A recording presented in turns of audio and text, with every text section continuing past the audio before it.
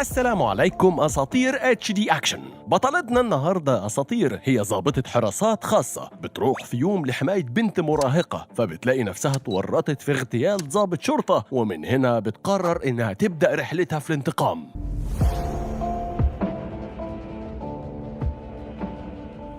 وبيبدأ فيلمنا مع ضابطة الحراسات الخاصة سام، وبنشوفها وهي في العربية ومسافرة مع البنت اللي مكلفة بحمايتها، وأثناء ما بتاخد التعليمات من رئيسها من خلال اللاسلكي بتحس إن في حركة غريبة بتحصل حواليها، وبتسيب اللاسلكي في أرض العربية وبتنتبه أكتر للطريق، وفعلا تخمينها بيطلع في محله، وفجأة بنلاقي انفجار ضخم حصل في الطريق، وبنكتشف إن مجموعة من الملثمين بيضربوا في اتجاههم الرصاص الحي، وبتأمن البنت اللي معاها اللي بتكون بتصرخ زي ما أمرتها سام بالظبط، فبيقرب عليهم الملثم بخطوات بطيئة جدا، ومرة واحدة بتصوب عليه سام رصاصتها وبتخلص عليه، وبتنبطح على الأرض، وبالبندقية بتفضل تضرب في رصاصات، وبتستخدم العربية كدرع واقي ليها، وبتسرق منهم العربية، وبتكون كده قدرت إنها تنفذ مهمتها في حماية البنت اللي معاها. في وقت تاني بنروح لعيلة رجل أعمال مغربي شهير اسمه حسين، وبيبقى ده يوم جنازته. بنشوف بنته ويزي في آخر الصف، أما زوجته ريما بتكون في أول الصف خالص، وبيبقى واضح إنها كانت بتحبه ومتأثرة جدا بفراقه. ولما بنرجع لسام بيبان إنها شخصية عملية جدا، وبنشوفها وهي بتنظف مسدسها وبتحضر كل أدوات الدفاع الخاصة بيها، وبيجي لها رسالة مسجلة على تليفونها بصوت بنت، لكنها مش بترضى تكمل تسمعها وبتقفلها، وبتقوم بتكمل رياضتها عادي خالص. وفي الوقت ده بنشوف خبر اغتيال رجل الأعمال الشهير حسين، وبنروح لبيت حسين وبنشوف ريما وهي بتتكلم مع المحامين بخصوص الورث وتقسيمه، وبتتصدم صدمة عمرها لما بتعرف ان كل اسهم الشركة اتكتبت باسم بنت ويزي، وبتبقى ريما في حالة صدمة لان عيلتها هي اللي اسست الشركة، وبيكون ظاهر عدم التفاهم اللي بين ويزي وبين ريما زوجة والدها، ولان حياتهم بعد اغتيال الاب بقى فيها قلق عليهم، بتؤمر ريما بانهم يجيبوا ضابط حراسات خاصة بس تكون ست مش راجل. وبنرجع من تاني لسام اللي بتصحى مفزوعة من النوم بس من صوت الرسالة، وبنشوف ان تم تكليفها بمهمة جديدة، وبتبقى المهمة دي هي حماية ويزي. وبالرغم من ان سام بتعترض لانها في مكان بعيد عنها، الا انهم بيصروا عليها لان العيلة شرطة ان يكون واحدة ست، وبيحددوا لها ان المدة اسبوع واحد بس. وفعلا تاني يوم بنشوف سام وهي في الطيارة ومتجهة لبيت ويزي، وبتقرأ في ملفاتها وبتعرف كل تفاصيل حياتها، ولما بتدخل على الحساب الشخصي بتاعها بتشوفها عايشة حياتها جدا، وتقريبا بتشارك كل كبيرة وصغيرة عليه. وفي الوقت ده بيجي لها رسالة من صديقها بانه هيقابلها لما تنزل من الطيارة، وفعلا بيقابلها وبنعرف ان اسمه كام، وبيبقى واضح ان كان في بينهم علاقة لكنهم انفصلوا، واللي بيجمعهم مع بعض هو الشغل وبس، وبيفضلوا مكملين الطريق في صمت ما بينهم لغاية ما بيوصلوا لإيليك مسؤول الأمن اللي هيوصلهم لويزي. وفعلا بيوصلوا لها، بس للأسف ويزي بتتعامل بطريقة وحشة، وبتديها الكلب بتاعها وبتعرفها انها تخرج بالليل ولازم تجهز نفسها، وفعلا بتخرج معاها بالليل، وبتاخد بالها سام ان في شخص بيحاول يتقرب من ويزي غصب عنها، فبتقرب منها بهدوء من غير ما تعمل اي مشاكل لانه مكان عام. وبالرغم من انها انقذت ويزي بهدوء، الا ان ويزي بتكون متضايقه منها وبتهينها بالكلام، وبتعرفها انها مش والدتها علشان تحكم عليها، لكن سام ما بتهتمش لكلامها، وبتكتفي انها تعرفها ان ده جزء من مهام وظيفتها الاساسيه. وتاني يوم بنشوف ويزي وسام وهم في الطياره علشان يتنقلوا لبيتها التاني لغايه ما اجراءات الورث تخلص، وكمان لانه بيت مؤمن على اعلى مستوى، وبيبقى واضح ان ويزي عايزه تفتح مجال للكلامها بينها وبين سام، وبتسأل ايه اللي حصل لوشها، وبيكون قصدها يعني على الجروح والخدوش، فبتقول لها سام انه من الشغل مش اكتر. واخيرا بيوصلوا للبيت اللي بيكون على تلة عالية جدا، ولما بتدخل بتسأل على ريما، ولكن بيقولوا لها انها هتوصل بعد كام يوم علشان بتخلص امور بسيطة في الشركة، وبيبقى عقد سام انتهى بمجرد من انها وصلت ويزي للبيت.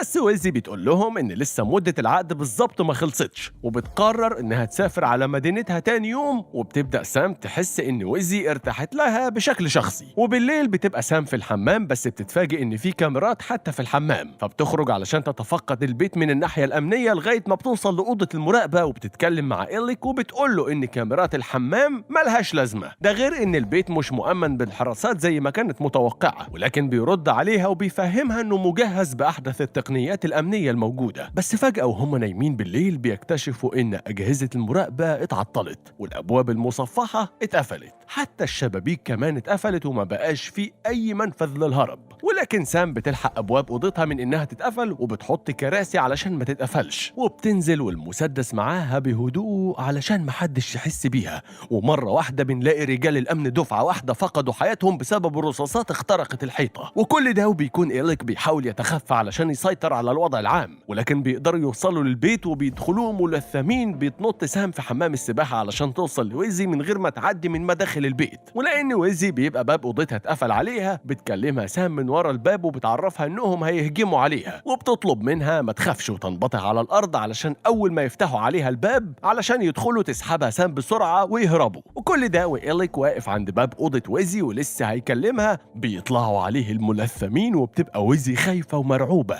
والباب بيبدأ يتفتح زي ما سام قالت لها، وبتسحبها سام بسرعة وبيهربوا هما الاتنين. وبيلاقوا أخيرا دعم الشرطة وصل لهم وبيركبوا معاهم العربية، وبيطلع النهار وبتبقى سام وويزي مازالوا في الطريق في عربية الشرطة. فبتشغل سام إحداثيات الموقع، ولكن الشرطي بيزعق لها وبيطلب منها تقفل التليفون. فبتسأله هم رايحين فين وبيقول لها عند قسم الشرطة، وبعدها بيفضلوا يتكلموا مع بعض، ولكن طبعا سام مش بتفهمهم. فبتترجم لها ويزي وبتعرفها انهم بيتكلموا عن حاجة فيها فلوس مش اسم الشرطة. وهنا بتعرف سام انه فخ ليهم مش اكتر، فبتطلع أداة حادة معاها في رجلها وبتاخد رش مبيدات حشرية، وبايديها الاتنين مرة واحدة بترش المبيد على واحد والتاني بتطعنه، والتالت ورا بتفضل تلكمه بشكل سريع جدا، وبيبقى لسه اللي قدامها يصوب المسدس ناحيتها. بتعرف تنقذ نفسها واخيرا بتنقذها ويزي وبتخلص على الشرطي الاخير. وبتبقى سام مصدومة من اللي عملته وبتاخدها وبتهرب. وبيفضلوا يجروا في شوارع المغرب وبيروحوا على مكان زي الفندق، بس بيبقى بالنسبة لويزي غير آدمي بالمرة، وبتكون منهارة. بس بتنهار اكتر لما بتعرفها سام انها خلصت على الشرطي بايديها وما كانش ينفع ان ده يحصل. ومن ناحية تانية الاخبار بتتكلم على ويزي وانها متهمة بانهاء حياة الشرطي. في نفس الوقت بتتصل ويزي بريما على اساس انها زوجة والدها وبتحبها واكيد هتنقذها من الورطة اللي هي فيها، بس بتتصدم برد فعل مش متوقع، وهي بتقول لها ان سمعة شركتهم هتتعرض للخطر بسببها وما كانش ينفع تخلص على الشرطي ايا كان اللي عمله. وبتبقى مش مصدقة انها فعلا كانت بتدافع عن نفسها لغاية ما ويزي بتنهار وبتتهمها بانها طول الوقت مش بتحبها، وبتحمد ربنا انها ما بتخلفش والا كانت هتكره اولادها برضه، وبتقفل الخط في وشها. فبتقرر ريما انها تخرج ويزي من الوصية. وبنرجع مرة تانية لويزي وسام اللي بتبقى بتتحضر علشان تخرج وتدور على مساعدة ليهم، وبتنبه عليها انها ما تفتحش لأي مخلوق يخبط عليها. واول ما بتخرج بتبعت رسالة لصديقها كيم بالعنوان، وبتقف على واحدة من اسطح البيوت القديمة وهي سامعة صوت الاذان ومحتارة ومش عارفة تتصرف ازاي. اما ريما فصرحت في لقاء تلفزيوني انها هتساعد الشرطة في القبض على ويزي،